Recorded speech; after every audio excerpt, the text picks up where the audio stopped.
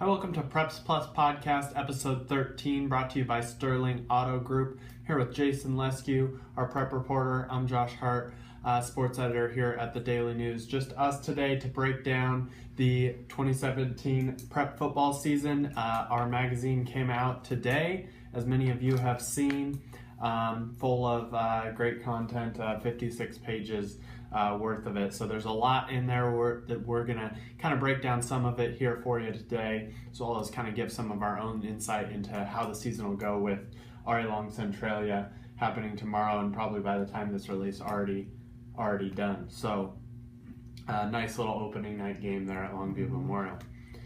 First off, I want to talk about what we did this summer as far as hosting the first Lower Columbia Combine.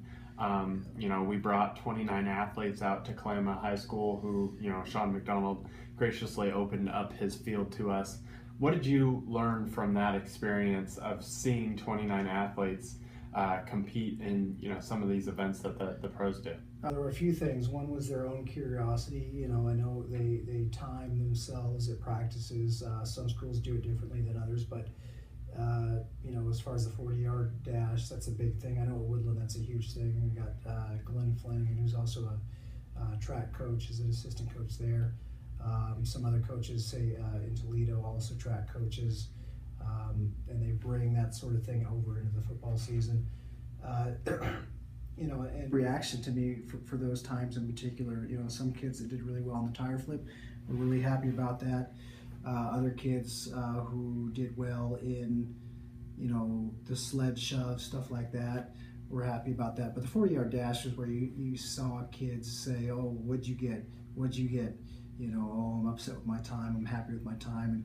And you saw the most emotion in that event, which didn't totally surprise me for that being the favorite event of most kids. But at the same time, the level of thought or emotion that went into that did surprise me a little bit.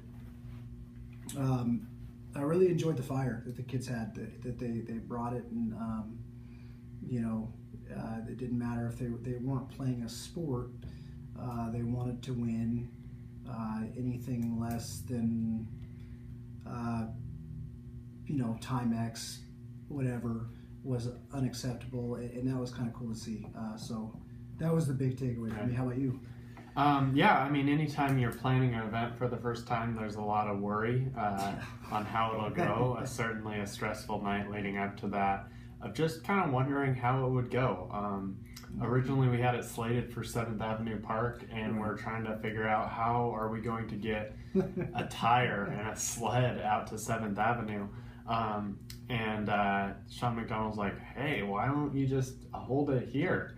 It's turf, there'll be faster times." And then that coach's kind of graciousness didn't end there. As soon as we got there, every coach that decided to come was like, "Hey, how can I help out?" You saw Eric Hansen out there clocking people, Glenn Flanagan, Klatskanai coach, Eric Boswell out at Castle Rock.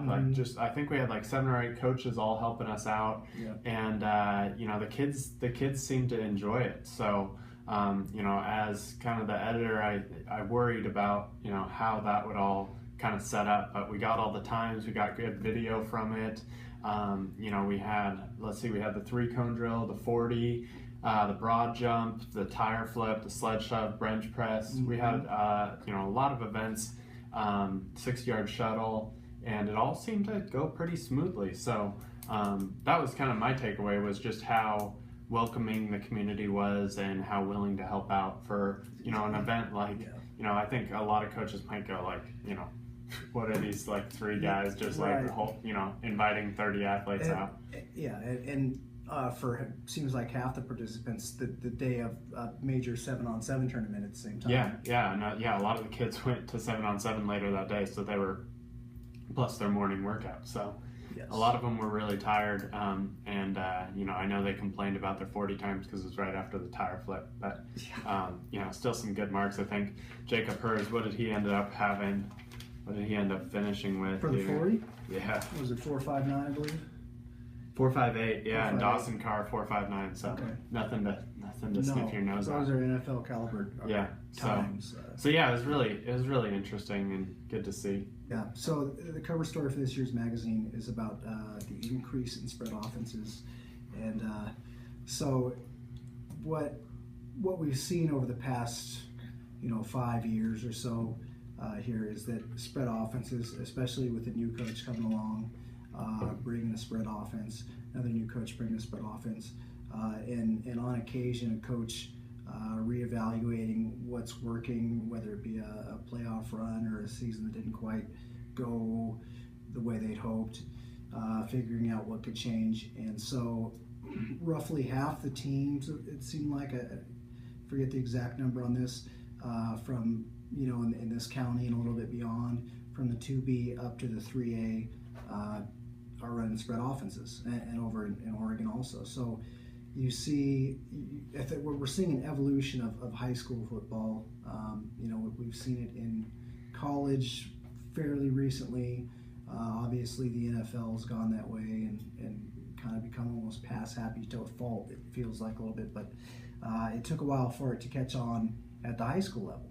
And so we have the one major drawback for a lot of coaches that haven't gone all the way is either a full understanding of the system, not feeling confident enough in being able to develop a quarterback, which is probably by far the most difficult thing to do as a coach, and especially for coaches that didn't play much quarterback growing up, that don't have the particular mindset for that sort of thing, or what have you. It's been especially tough for those guys. Another thing I learned is that really stuck out to me is the understanding of the system and how much it still has to evolve. You talk about, a lot of people think spread offense and they just think you're throwing the football all the time, or they hear air raid and they think it's a deep ball all the time. And it's not the case, and most of the coaches know those things. One thing that a lot of people are still trying to figure out is what offensive line alignment works best at the high school level. We know in college you're talking about a yard apart for the offensive linemen, but these aren't 6'6", 300-pound guys, and so what's known at that level doesn't always translate. And so coaches are still figuring this thing out, and so I think what we see now in a high school spread offense will be somewhat different, if not very different, from what we see in a high school spread offense 15 years down the line. Why are coaches that still stick with a run-heavy scheme like the wing T staying with it? Guys like Sean Perkins, Eric Hansen, what did they tell you about why why they like the wing T and why they continue to run it? Well, for some coaches, it has to do, like Eric Hansen in particular. He's got one of the biggest turnouts this year of his career, and he's used to having 18 kids, 15 kids, what have you. By the end of the season, maybe just praying that an injury doesn't happen, so he doesn't have to forfeit a game or something. So that's a drawback, where you have a set amount of time that you can coach these kids, and you can't, so they have to split up on defense and offense because everybody's playing two ways.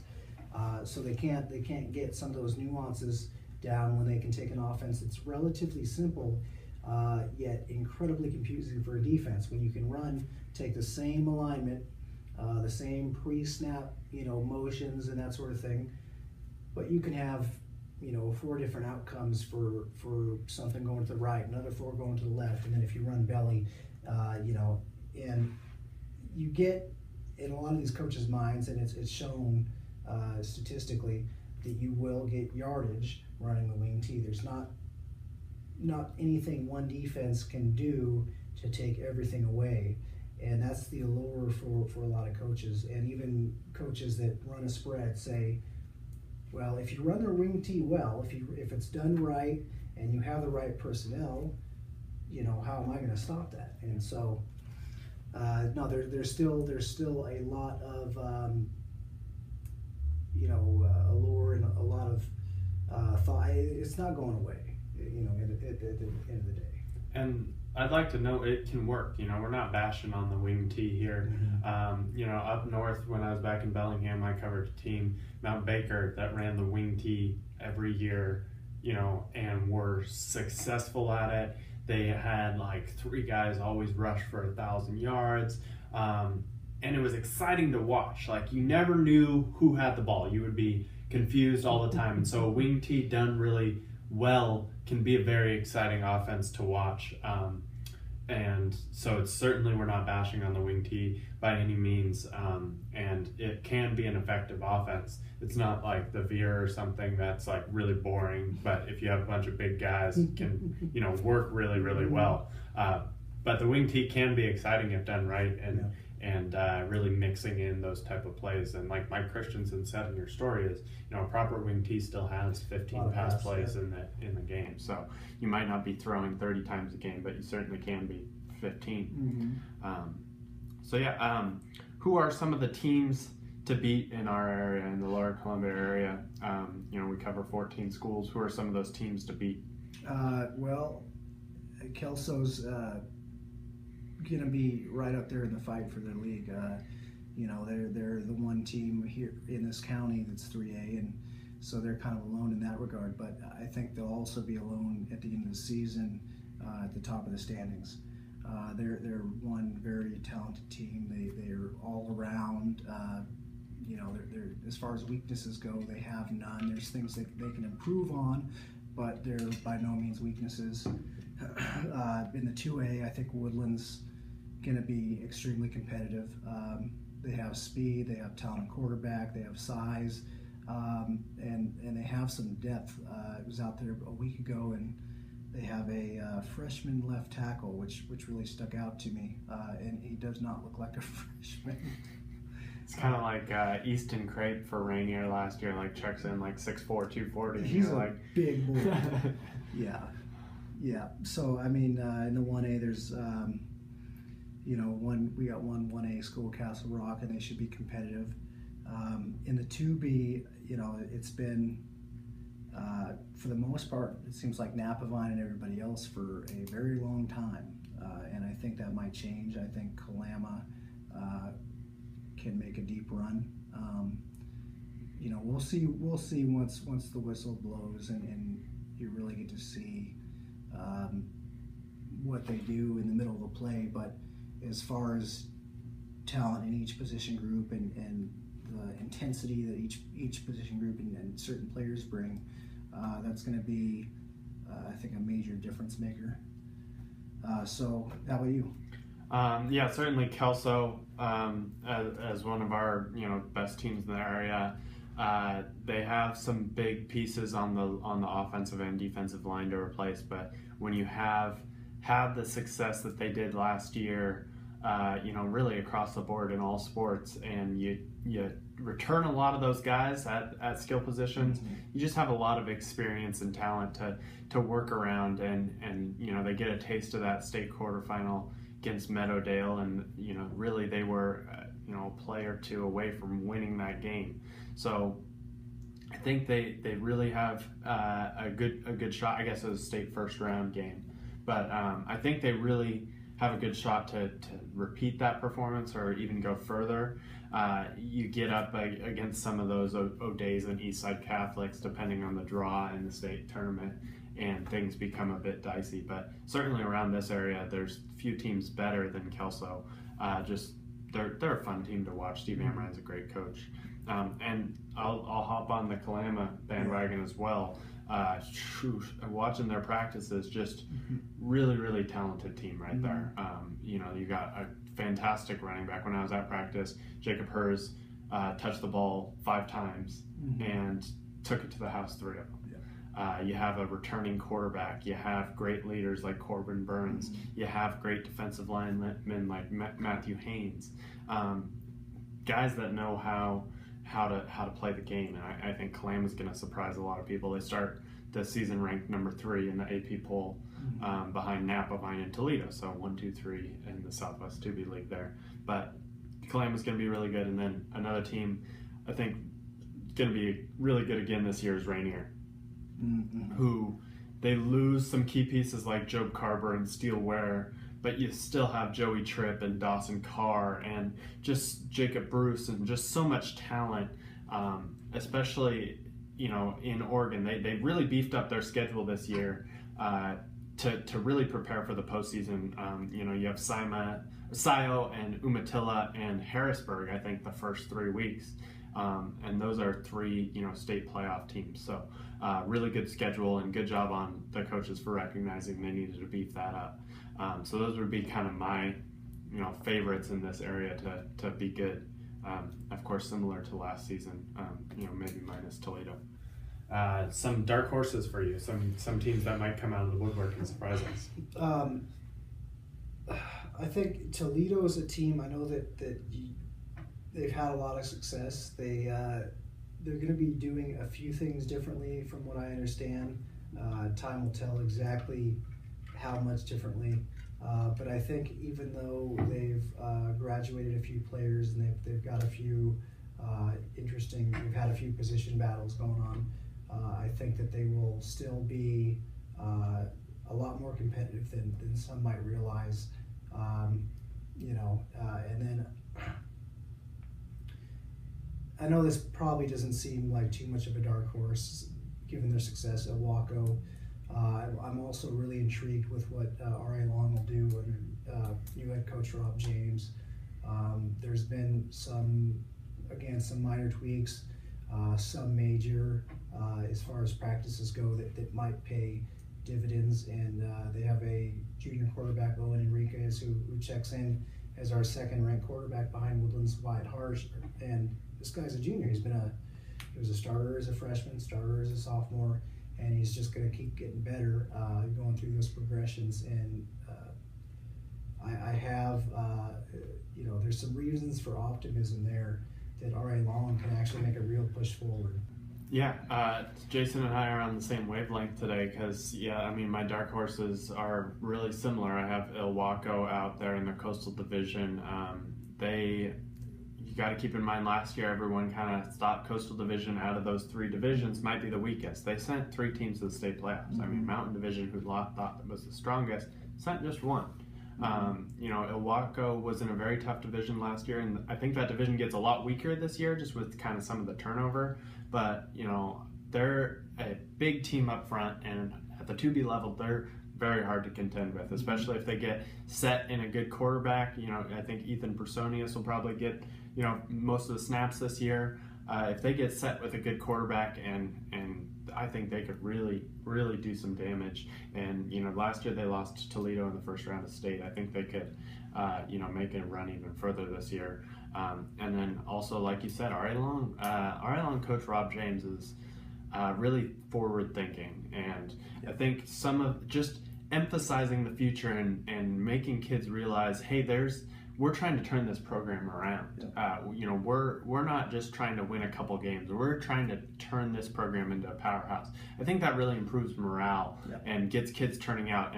And we may not see it this year, but I certainly think in future years. But they are a dark horse, I think, this year to if they snuck in and grabbed that 4th playoff spot out of the GSHL 2A, I wouldn't be the least bit surprised.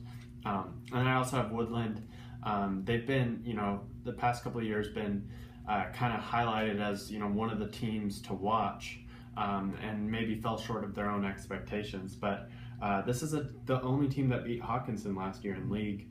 Wyatt Harsh and Tyler Flanagan are an electric combination. They could really make some noise, with that high octane spread offense that Mike Woodward runs out there. So, those are kind of my teams to watch. I think that could really, do better than most people expect. How about some breakout players, some guys that you think are going to have big years? Some of these aren't necessarily breakout players per se, but they are maybe different than the speed guys who really seem to dominate a lot of attention. I just mentioned Owen Enriquez. I spent a good deal about a week or 2 ago watching his tape on Huddle, and I tell you that the first thing I wondered, when you watch a highlight reel, it's highlights, right? you don't see the bad plays on the highlight reel. But when you watch his tape, it's less of, I mean, it's a highlight reel, but it's more of just what you get from a guy like that. And so, figuring out, okay, this is what a guy did as a freshman. You see the progressions into that sophomore year, and I think, from my experience, what he's put together so far will translate in a major way this year. And we mentioned Rob James as R.A. Long is a reason R.A. Long's a dark horse, but Enriquez is going to be a crucial part of that. And for me, a big part of that pick is my belief that he will make that massive step up from being a good quarterback, being a young quarterback, to being an upperclassman who really knows what he's doing, can make the throws with authority, zero hesitation, can hit the smallest hole in a defense, can look off a safety, those sorts of things. So I'm expecting a lot from him. Dawson Carr of Rainier, wide receiver. He's about 6'5". He's got an incredible wingspan. I hate this term, but he's faster than snot. So whoever came up with that should probably see a doctor. He's got everything you want in a receiver. He's the type of guy that's pretty impossible to defend. Wyatt Harsh, one of the top quarterbacks in the Northwest, out of Woodland. He's got a lot of options. He's got speed guys to get the ball to. He's got running backs to get the ball to. He's got tall receivers to get the ball to. The options for him, he's already really talented, but now the options of players to get the ball out to are virtually unlimited. And then also Corbin Burns to cap it off out of Kalama, middle linebacker. And it seems like that's a position that doesn't really, it's almost like it's been fading out of football for a little bit, but this guy is uber talented. He can play in coverage, he can run, and you certainly don't want to run at him because he's going to knock you down and he's going to let you know that he's there. So those are my four. If we were a fantasy podcast, Jason just had all of his sleepers that were first rounders. Yeah. Nick's the leading tackler, the leading quarterback. So I'm gonna go way down this list. 9th, 10th round guys for your fantasy high school football league. Quarterback Marshall Coleman out at Tudor Lake.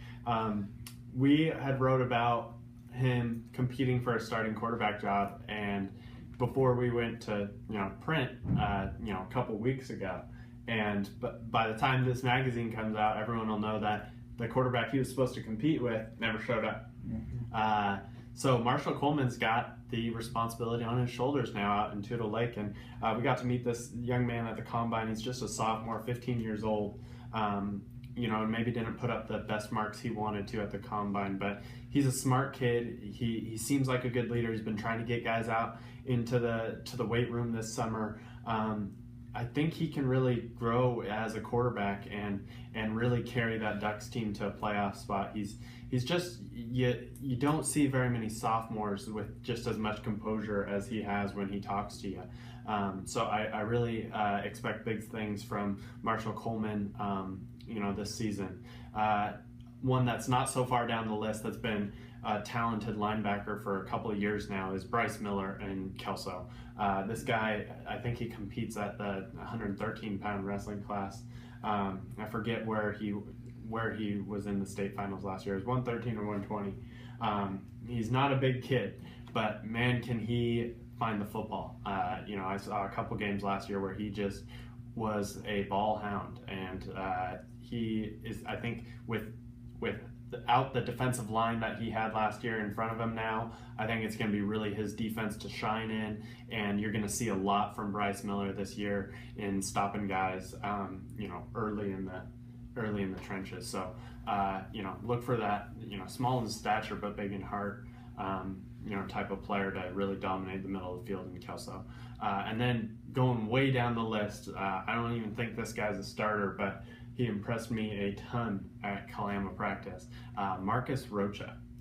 This is a Kalama lineman who came up from California last year and didn't get much play time. He's a defensive-only specialist. But like I said, I was only at Kalama practice for like 45 minutes. This guy, the first 2 plays, he was in the backfield. I think I saw him total five plays in the backfield, and they probably only ran 30 plays. I mean, this guy was, and Kalama's offensive line is not shabby, and this guy was just dominating. I don't think he'll be a full-time guy, full-time starter, every down guy, but, you know, if you're 3rd and long, Marcus Rocha's coming at you.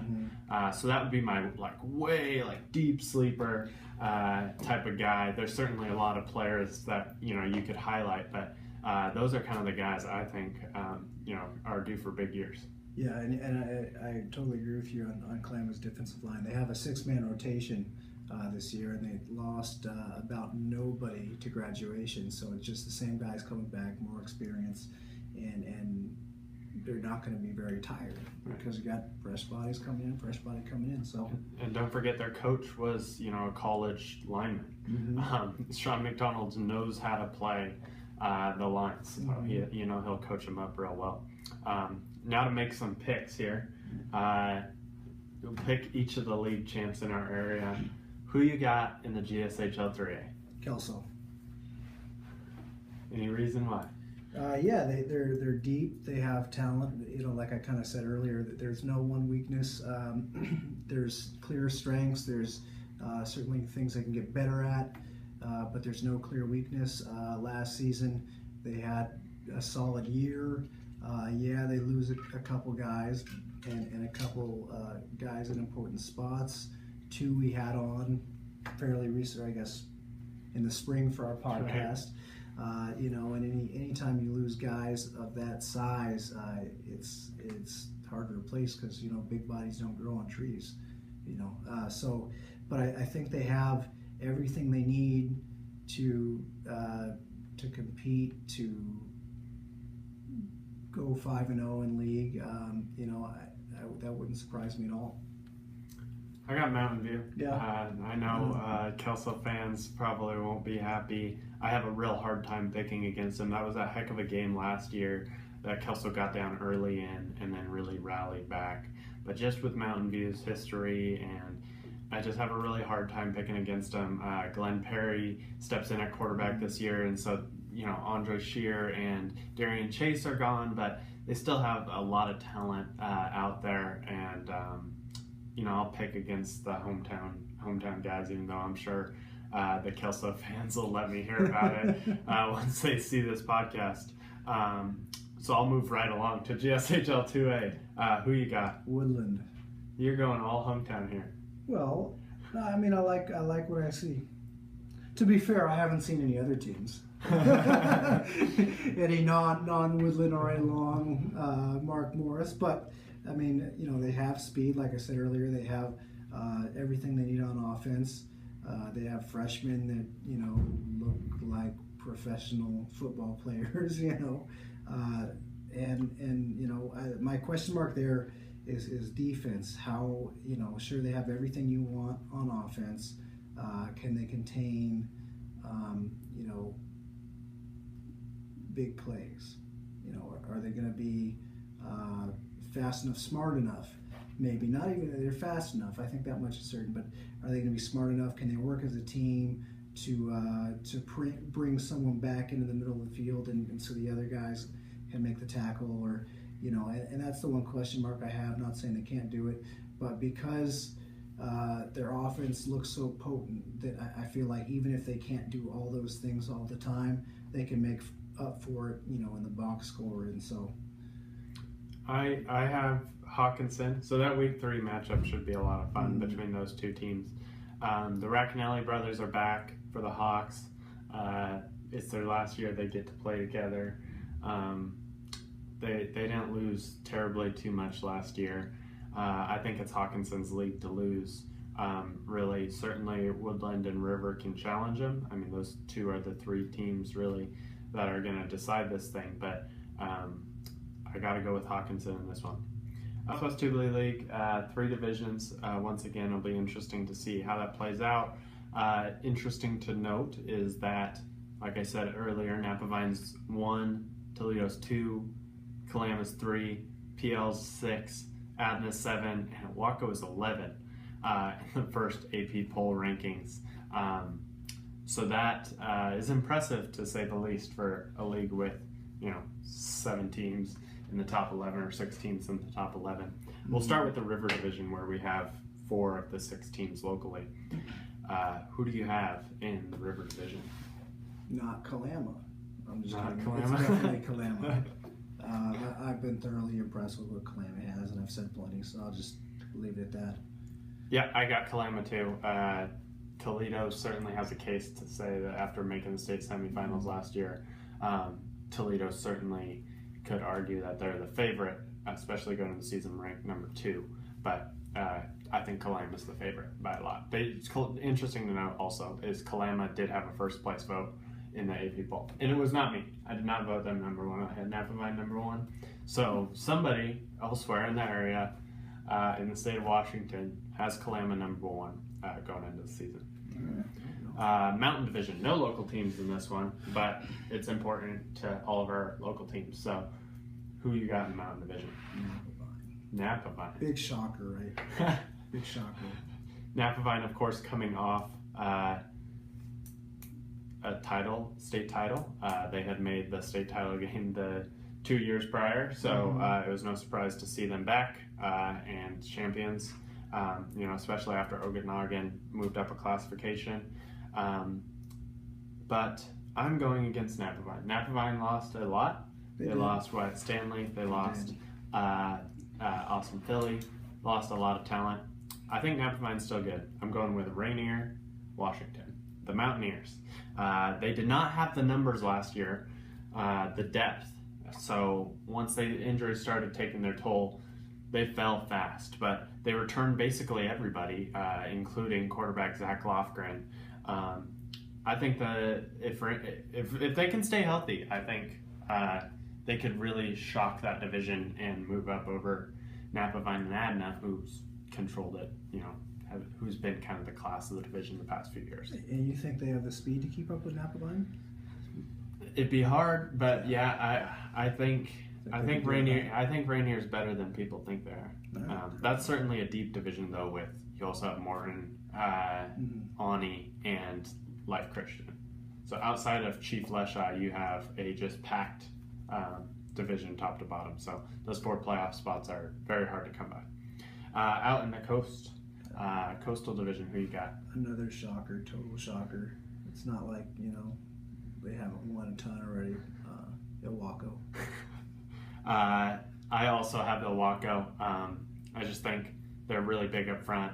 PL has won the division last year, so they certainly could make the case. They do return some pieces, but with Kalen Urich gone, I just think Ilwaco's the team to beat in that division. And after those 2 teams, I don't think it's really close. Some games to watch. I'll ask your takes on them. 8 Mile War, Friday night. Woodland, Kalama. It's been a staple in week 1 for the past 15th straight year. Yep. It's been in week 1. Who you got? Or please describe the game. How's this one playing out? I think one major question that should be answered pretty much immediately is can Kalama contain speed? Can they effectively contain speed? And how effective will that 6-man rotation be? Obviously, my expectation is pretty high that it will be successful from the first quarter to the last play of the fourth quarter. That they will, by the fourth quarter, have that offensive line beat down, tired, ready to go home, eat a pizza, and take a nap. Right? Those are my favorite things to do in the world. Eat a pizza, take a nap, I'm good. So if they don't do that, throw a lot of the things I just said out the window. I think they will. And for Woodland, like I said earlier, that their major question mark is their defense. They get a heck of a test right here week 1. They got to stop Jacob Hurst, who's probably the fastest guy in Southwest Washington or anywhere south of, at least Centralia. I mean, his 40 time doesn't do him credit. Guy looks faster and passes. Yes, and look, some people, when you get a big dude chasing you, you do get faster, and I believe this is the case. So is that going to happen? Does Woodland have the offensive weapons? They have a veteran who's never played center, playing center, freshman left tackle. I believe that those two guys will do well. But then again, you never really know until the whistle goes and the ball snapped, and you've got a 300-pound dude trying to maul you. So those are two. I expect it to be a close game. I expect plenty of short passes, plenty of run plays, a few deep balls, and a lot of hitting. I have Kalam in this one. Okay. And I know picking a 2B school over a 2A school was like, woo, but that's how good I think Clam is right now. Yeah, it'll be interesting. For those of you who haven't picked up the magazine, Sal the Scientist is back in town. Mm-hmm. And, for those that don't remember, he's Gridiron Grump's grandson. Mm-hmm. And man, he loves spread offenses. Mm-hmm. This is his dream matchup. Last year this game went to 10-15. I was there covering it. Thanks Woodward and McDonald for deadline. But this game is just going to be past crazy. Yeah. Two spread offenses duking it out. Hopefully they make completions instead of a lot of incompletions for your sake. Yeah. And deadline. Jason will be there this week. I have Woodland in it. Mm-hmm. They won last year 43-15. Mm-hmm. Columbus is certainly more savvy this year going in. They know their quarterback. They kind of know their scheme now. I just think Woodland's just got too much talent at this point. So that's my pick in it. You can check out all of our picks for Pigskin Profits each week, all season long, as well as vote on them on our Twitter at TDN Preps. That's something we're bringing back this year, so we encourage you to participate. You're one of our 8 picks, so you, the people, get the popular vote, not the Electoral College. Popular vote in the paper. So make sure you guys check that out. Kelso Mark Morris, last year, Mark Morris scored the first touchdown, and then Kelso rattled off 42 points, something like that. I forget the exact score. But it was a blowout this year. Do you foresee a similar thing with Kelso coming back so strong and Mark Morris has a whole bunch of new starters? I do. To be 100% frank, I don't think we've seen everything that Mark Morris can do over the last couple of years. I think they have hidden talents, but again, this is a team that I picked to win the 3A against some pretty tough competition, and I think that Mark Morris will be completely overwhelmed. I think you're going to see some bright spots. You're going to see some strengths early on, but I think by the time the fourth quarter rolls around, they're going to be worn down, and Kelso's going to run away with it. Yeah, I think there's really a chance for all those first-year starters to understand what it takes to compete at this level. I do really like Dawson Fritz as a leader. He steps out, into quarterback this year. He's just going to be a good leader for a team that may go through its share of struggles.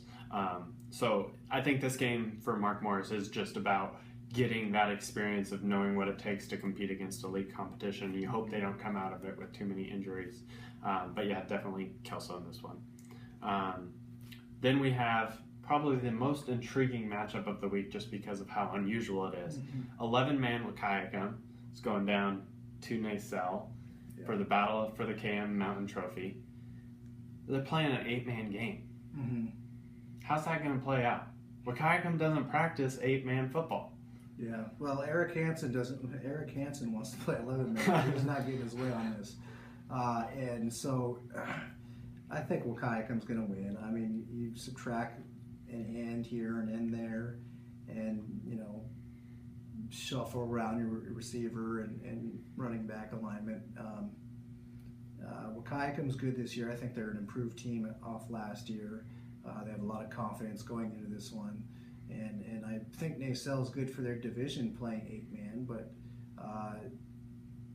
when we got the law of large numbers in full effect here. I mean, There's just not going to be, you take a smaller pool of kids and the fish are going to be smaller, and the strength is going to be limited, the speed's going to be limited, and so on and so forth. So, and Wahkiakum has a few speedsters too. That's the other thing they have a few guys that can run circles around pretty much anybody. So, I think Wahkiakum's going to take an early lead and not look back. I do think Wahkiakum wins, but I think it will be very interesting to see how they play 8-man football. Yeah. It's a totally different game. Mm-hmm. From the way you set up to the schemes to learning how to cover a 50-yard wide field with 8 guys. It is just a totally different game that Nacelle knows how to play. What's interesting, too, is that Nacelle, and I believe this year as well, but frequently draws more kids than Wahkiakum. I think Nacelle's up near 30 this year. And certainly last year they had more than Wahkiakum. So it's interesting that the 8-man team draws bigger numbers than the 11-man team, and probably leaves Eric Hansen wondering, like, hey, you guys have the numbers, why not play 8 or 11-man? But, Jeff Eaton wants to prepare his guys for the season. They've agreed on the home and home. Anytime K Mountain Trophies in Wahkiakum, you play 11-man. Anytime it's in Nacelle, you play 8. So it'll be interesting. Wahkiakum, I do think, has enough talent to overcome it. They just have to, I think, take it a little bit like a schoolyard game. The Brown brothers and James Anderson and stuff, just going out there playing some football. And they had some good 7-on-7 games, I heard, this season. So this off season, I should say. Yeah. So it'll be interesting. We'll move forward to our trivia question of the week. I don't remember the last time we did it, so if you were the winner and got the correct answer, sorry, I don't even remember the question. But this week's question is, when was the last time Kelso and Mark Morris did not face off in week 1? So please answer that on our Facebook page, our YouTube channel, on tdmpreps.com, or wherever you watch our video. Answer it, you get a chance to be shouted out on the podcast. And in football season, lots of people watching the podcast, so you want your name out there as a winner, so guess correctly. As far as the rest of the season goes, we'll be back here every week. We'll try to have a podcast out every Friday, along with our prep kickoff sections. We're also trying to do some more prep features outside of football this season, to give volleyball, girls soccer, and cross country and tennis some more love, as well as, of course, we're bringing back Pigskin Profits, for you guys to get hyped about. So that's kind of the plan for the rest of the season, to let all of you guys know. And we hope that you continue to join us for our Preps Plus podcasts, and continue to give us feedback on what we can do better.